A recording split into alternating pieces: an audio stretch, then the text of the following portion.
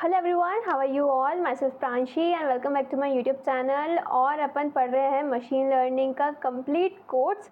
तो अभी तक अपन ने जाना था मशीन लर्निंग क्या होती है, फिर अपन ने जाना था कि सुपरवाइज लर्निंग एक टाइप ऑफ मशीन लर्निंग होती है। फिर सुपरवाइज लर्निंग के अंदर भी अपन ने दो कॉन्सेप्ट देखे थे, एक तो क्लासिफिकेशन जो डिस्क्रीट टाइप ऑफ डेटा पे काम करता था, एंड एक अपन ने देखा था रिग्रेशन जो कंटिन्यूस टाइप ऑफ डेटा पे काम करता था। एंड अभी अपन रिग्रेशन पढ़ रहे हैं, तो अपन ने सबसे सिंपल रिग्रेशन पढ़ा था, लीनियर रिग्रेशन, और उसका कुछ एग्जाम्पल भी देखा था जिससे अपन एक मॉडल बना रहे थे एंड हाउस की प्राइस को प्रेडिक्ट कर रहे थे। तो अभी तक इतना सब कुछ पढ़ लिया है, इतना सब कुछ जान लिया है।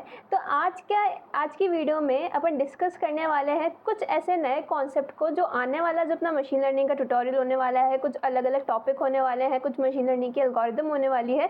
उसमें आज वाले जो भी कॉन्सेप्ट है छोटे छोटे, वो काफ़ी ज़्यादा इंपॉर्टेंट रोल प्ले करते हैं। तो आज अपन उसके बारे में जानने वाले हैं। So without wasting any minute, let's get started.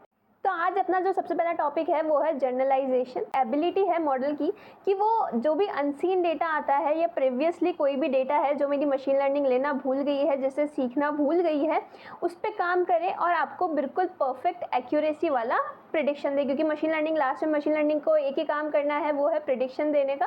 तो जर्नलाइजेशन एक ऐसी एबिलिटी है जिसमें वो सारा डेटा, कोई भी नया डेटा आ रहा है, तो अनसीन डेटा है, जो नया डेटा है उस पर कैसे काम करती है, उसको बोलते हैं जर्नलाइजेशन। जिसमें एक इशू आता है ओवरफिटिंग का। ओवरफिटिंग क्या होती है? मशीन लर्निंग ने सीख लिया, मशीन लर्निंग ने लर्न कर लिया, लेकिन उसको चीज़ें समझ नहीं आई। तो उसमें क्या होता है, जैसे ही मैं उसको नया डेटा देती हूँ तो मेरी मशीन लर्निंग वैसा परफॉर्म नहीं कर पाती, बहुत ही पुअर परफॉर्मेंस करती है। जैसा मुझे आउटपुट चाहिए होता है वो मेरे को वैसा आउटपुट नहीं दे पाती। तो इस कंडीशन को बोलते हैं ओवरफिटिंग। अब ओवरफिटिंग वाली कंडीशन को कैसे सॉल्व करा जाए, कैसे मेरे मॉडल को मैं जर्नलाइज मॉडल बना जाऊँ, अब अपन तो जर्नलाइज मेरे मॉडल को जर्नलाइज बनाने के लिए मैं क्या करती हूँ, जो भी मेरा डेटा सेट है, डेटा सेट क्या होता था, combinations of features and label. तो मैं उसको डिवाइड कर देती हूँ दो सेट के अंदर। एक तो होता है ट्रेनिंग सेट और एक होता है टेस्ट सेट। आप इसमें भी देख सकते हो। इसमें आइडियली अपन क्या करते हैं, जो भी मेरा डेटा है 80% तो मैं उसको ट्रेनिंग के अंदर भेज देती हूँ एंड 20% मैं खुद के पास रख देती हूँ, जैसे जो भी मेरा मॉडल बन रहा है उसको मैं ट्रेन या टेस्ट कर सकूँ। अब इसको और ढंग से समझने की कोशिश करते हैं। अभी तक को समझ नहीं आया तो कोई इशू नहीं है, इसको ढंग से समझने की कोशिश करते हैं। एक एग्जाम्पल से समझते हैं।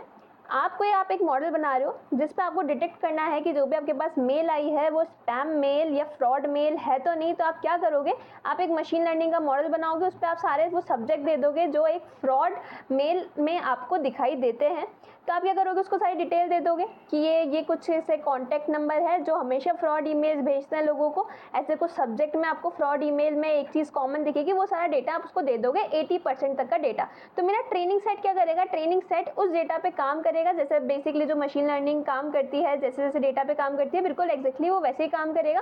फिर जैसे ही मेरा डेटा ट्रेन हो जाएगा, जैसे ही मेरा मशीन लर्निंग मॉडल ट्रेन हो जाएगा, तो जो मेरे पास रिमेनिंग 20% डेटा है, उस 20% डेटा को मैं टेस्ट करूंगी उस मॉडल पर कि क्या ये सही आउटपुट दे रहा है या नहीं दे रहा है। क्योंकि मेरा अल्टीमेट गोल क्या है कि मेरे को रियल वर्ल्ड के अंदर मेरे मॉडल पे काम कराना होता है। ऐसे ही नहीं कि जो मेरा सिर्फ डेटा अगर कुछ ही मतलब मेरे पास सिर्फ 1000 लोगों का डेटा है, तो मैं ये नहीं चाहूँगी कि मेरा मशीन लर्निंग मॉडल सिर्फ इस 1000 ऑफ द डेटा पर ही काम करे। मैं चाहती हूँ दुनिया भर के जितना भी डेटा है उसके लिए ये एलिजिबल हो, इतना मेरा एफिशिएंट मॉडल हो। तो मैं क्या करूँगी, उसको टेस्ट करूँगी। तो टेस्टिंग कैसे काम करती है, जो भी मेरा मॉडल बना मैं उसको अनसीन, जो मेरी मशीन लर्निंग ने कभी जो एग्जाम्पल नहीं देखा है, जो कभी डेटा नहीं देखा है, मैं उसको वो एग्जाम्पल दूंगी। फिर वो बताएगा कि ये स्पैम ईमेल है या नहीं है। तो ये जब भी ओवरफिटिंग वाली इशू आता है, जब भी मेरे को मॉडल को जर्नलाइज करना होता है, तो मैं क्या करती हूँ, मैं जो भी मेरा डेटा होता है उसको दो सेट के अंदर डिवाइड करती हूँ। बेसिकली 80 to 20% ही अपन लेके चलते हैं। 80% तो मैं उसको ट्रेनिंग में भेज देती हूँ एंड 20% में मेरे पास रख लेती हूँ, ताकि मैं मेरे मॉडल को टेस्ट कर सकूँ कि वो सही आंसर दे रहा है नहीं दे रहा, क्या वो एक्यूरेट है, क्या वो रेडी टू वर्ल्ड के अंदर, मतलब वर्ल्ड के अंदर काम करने के लिए रेडी है या नहीं है। तो उसी को बोलते हैं अपन training set and test set. Basically वापस से रिपीट कर देती हूँ, किस लिए यूज हो रहा है, to make our model generalize. Directly final exam नहीं दिया होगा, मैंने भी कभी डायरेक्ट फाइनल एग्जाम नहीं दिया। उससे पहले बहुत छोटे छोटे एग्जाम्स होते हैं टू टेस्ट यू, और आपको जो भी आप जहाँ भी गलत करते हो आपको टीचर्स बताते हैं कि आपको इस टॉपिक पे इम्प्रूव करने की ज़रूरत है। तो ये एबिलिटी मैं मशीन लर्निंग को भी देना चाहती हूँ कि मशीन लर्निंग जैसा ह्यूमन वर्क कर रहा है, बिल्कुल सेम वैसे ही तो वर्क कर रहा है। तो इसमें क्या होता है, मैं डायरेक्टली उसका फाइनल एग्ज़ाम लेने से पहले मैं उसका छोटा एग्ज़ाम लेती हूँ, जिसको अपन बोलते हैं सेमी एग्ज़ाम या फिर FA या ऐसे जो भी आपके स्कूल में बोलते हैं। तो उससे क्या होता है, मैं मेरी मशीन लर्निंग जहाँ पर जो भी गलत कर रही है, मेरे को एक एबिलिटी मिल जाती है कि मैं उस चीज़ को सही कर सकती हूँ। तो उसी सेट को बोलते हैं अपन वैलिडेशन सेट। वैलिडेशन सेट क्या होता है, मिडल आता है, जो आपकी टेस्ट सेट होता है, जो ट्रेनिंग सेट होता है, उसके मिडल वाला सेट को बोलते हैं वैलिडेशन सेट। फॉर एग्जाम्पल, आपकी मशीन लर्निंग मॉडल ने प्रेडिक्ट कर लिया, उसको पूरा डेटा मिल गया कि कौन सा मेल स्पैम है या नहीं है। वो सबसे पहले टेस्ट होगा वैलिडेशन सेट पे। अगर उसमें कुछ कमियां होगी तो मैं क्या करूँगी, उसके हाइपर पैरामीटर ट्यूनिंग को एडजस्ट करूँगी एज ए डेटा साइंटिस्ट या मशीन लर्निंग इंजीनियर। अब आप सोचेंगे यार ये नया वर्ड कौन सा आ गया। ये वर्ड ऐसा होता है, फॉर एग्जांपल मेरी मशीन लर्निंग में कुछ प्रॉब्लम है तो मैं क्या करूँगी, उस प्रॉब्लम को इन्हेंस करूँगी, उस प्रॉब्लम को सॉल्व करूँगी। तो उसी को बोलते हैं अपन हाइपर पैरामीटर ट्यूनिंग।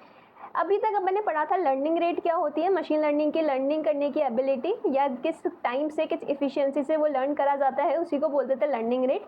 मेरी जो मशीन लर्निंग मॉडल है वो थोड़ा कम, बहुत ही ज़्यादा टाइम ले रहा है एक आउटपुट देने में, तो मैं ये करूँगी उसकी लर्निंग रेट बढ़ा दूंगी।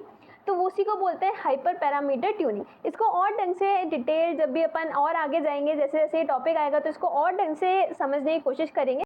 और ये तीनों जो टॉपिक आज पढ़े काफ़ी ज़्यादा इंपॉर्टेंट है, और अगले वाले वीडियो में अपन और जो लॉजिस्टिक रिग्रेशन या पॉलिनोमियल रिग्रेशन पढ़ेंगे, उसके अंदर ये सारे टॉपिक्स आने काफ़ी ज़्यादा ज़रूरी है। तो see you in the next video. तब तक के लिए आप मुझे फॉलो कर सकते हैं, एंड अगर आपकी कुछ भी इशू है तो आप डायरेक्टली कॉमेंट में लिख सकते हैं। Keep learning.